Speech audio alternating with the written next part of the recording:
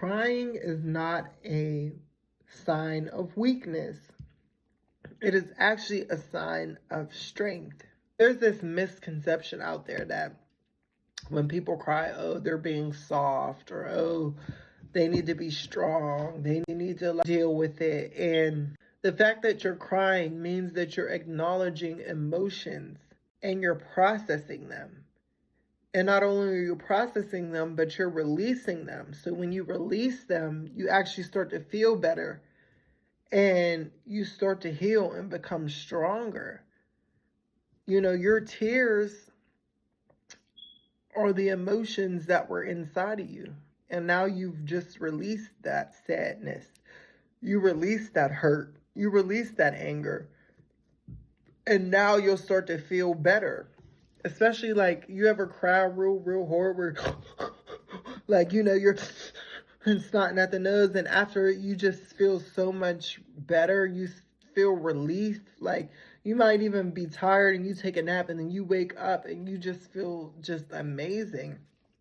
It's because you processed your emotions and you release them. There's some people who feel like, oh, crying, no, why would I cry? I'm not weak, I'm not soft. But you are weak because you're not emotionally intelligent, because you're not processing your emotions and you're holding them in.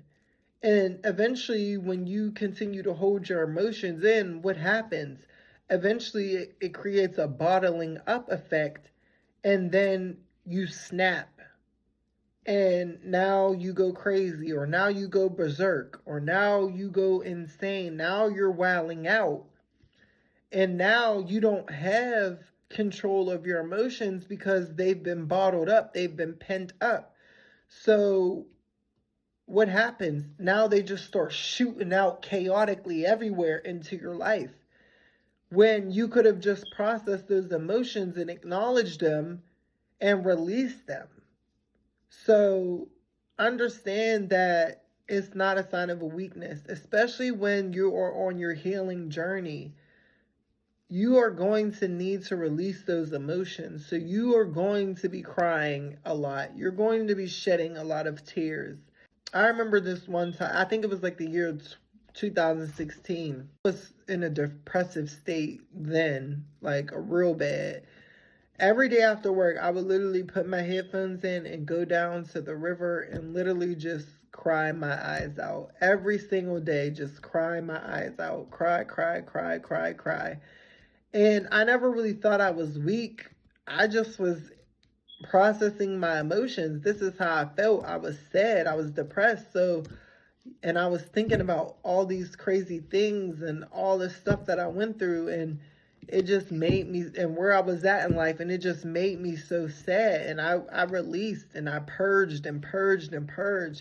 I'm telling y'all, it was like 3-4 months in a row. I would literally every single day after work just go by the river, listen to music, and just cry my eyes out.